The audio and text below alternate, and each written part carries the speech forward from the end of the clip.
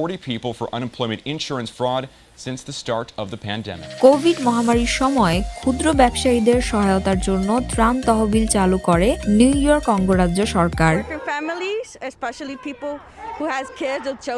কিন্তু সেই তহবিল থেকে অর্থ আত্মসাৎ করেন বেশ কিছু অসাধু ব্যক্তি, যার মধ্যে রয়েছেন ৮ বাংলাদেশি। মামলার দীর্ঘ প্রক্রিয়া শেষে সম্প্রতি নিজেদের অপরাধ স্বীকার করেছেন আসামিরা। মোট ৯ আসামির মধ্যে আরেকজন পাকিস্তানি বংশোদ্ভূত।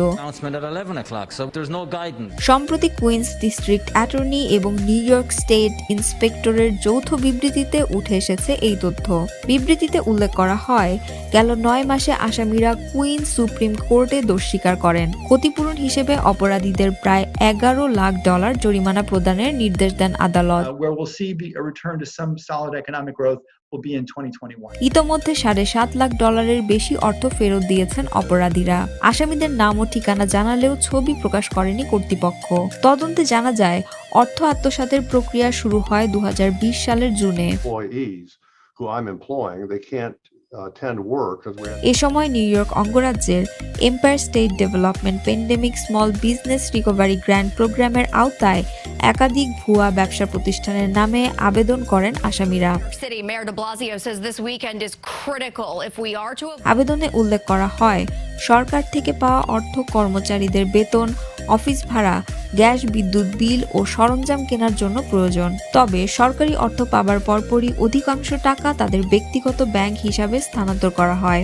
ব্যাংক রেকর্ড ও ট্যাক্স নথি পর্যালোচনায় দেখা যায়, তহবিল পাওয়ার আগে এসব প্রতিষ্ঠানের কোনো ব্যবসায়িক অস্তিত্বই ছিল না। দুর্যোগকালীন তহবিল চুরি করা গুরুতর অপরাধ হিসেবে অভিহিত করেছেন কুইন্স ডিস্ট্রিক্ট অ্যাটর্নি। বাংলাদেশি বংশোদ্ভূত এক আসামি জরিমানার অর্ধেক পরিশোধ করলেও দাবি করেন ব্যবসায়িক অংশীদার তার নামে অনুদান নিয়ে এই পরিস্থিতি তৈরি করেছে। আদালতে বিষয়টির মীমাংসা হওয়া নিয়ে মন্তব্য করতে চাননি আরেক অপরাধী। ভিডিও ভালো লাগলে লাইক, কমেন্ট এবং শেয়ার করতে ভুলবেন না। আর সায়েন্স, টেকনোলজি এমন আরো ইন্টারেস্টিং কন্টেন্ট পেতে চ্যানেল ওয়াশিংটন বাংলা টিভিতে এক্ষুনি সাবস্ক্রাইব করুন।